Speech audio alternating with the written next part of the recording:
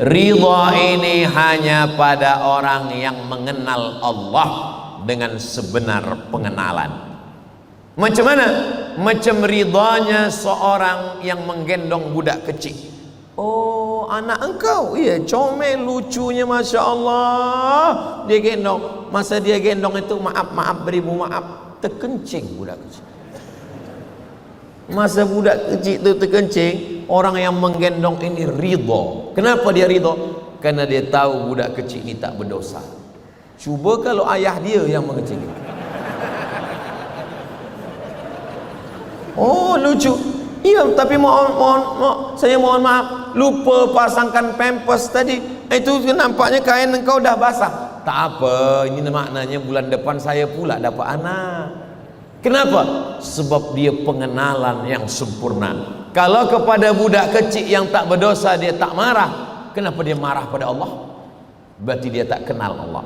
Makanya kata ulama, awaluddin ma'rifatullah. Bukan hadis Nabi.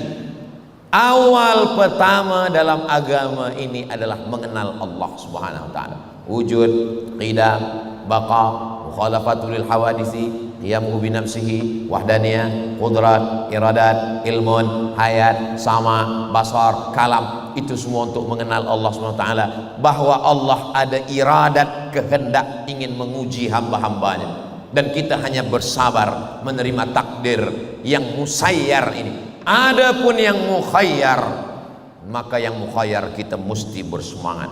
Ustaz Abdul Somad, macam mana kita nak ramaikan masjid kita dengan sembahyang berjamaah? Pengerusi masjid kita, Ustaz Somad, minta supaya Ustaz bagi motivasi supaya jamaah ini bersemangat. Kita tak usahlah bagi motivasi, sebab ini dah takdir Allah. Ada saja imam dengan makmum seorang dah cukup, dah sudah. Itu fardu kifayah. Masjid-masjid yang lain orang dah mau sembahyang di rumah. Oh, ini bukan ajaran Islam. Nabi kalau pada masalah yang mukhayyar, antara ke masjid atau tak ke masjid, antara sembahyang atau tak sembahyang, Nabi amat sangat bersemangat.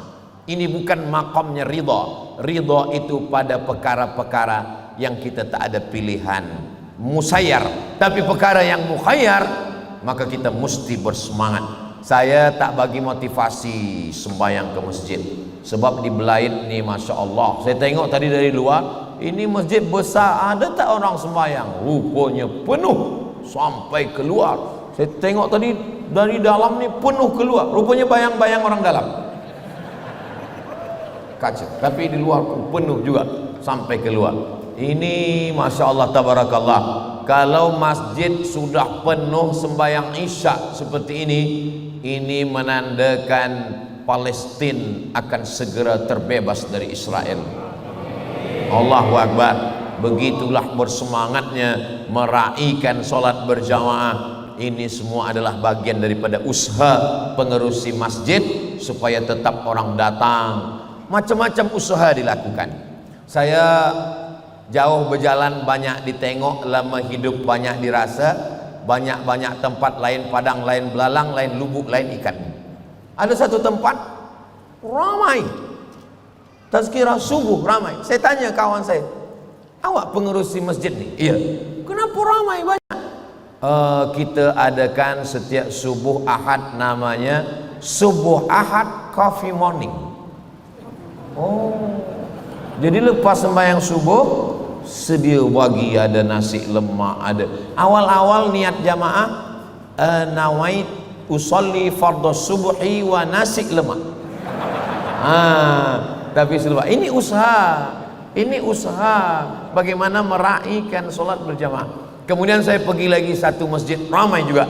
Saya tanya, macam mana awak meraihkan sembahyang berjamaah ini boleh ramai?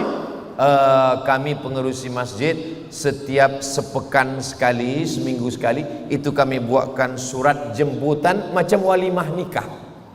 Kepada semua jemaah, sila datang. Nanti bila awak tak datang, awak mati, kami tak datang. Oh, macam tu. Jadi macam-macam cara. Ini ikhtiar. Ini yang saya sebut dengan ikhtiar itu. Begitu juga dengan mencari rezeki ini. Rezeki ini pun ikhtiar juga. Mencari rezeki itu ikhtiar. Kaya itu takdir.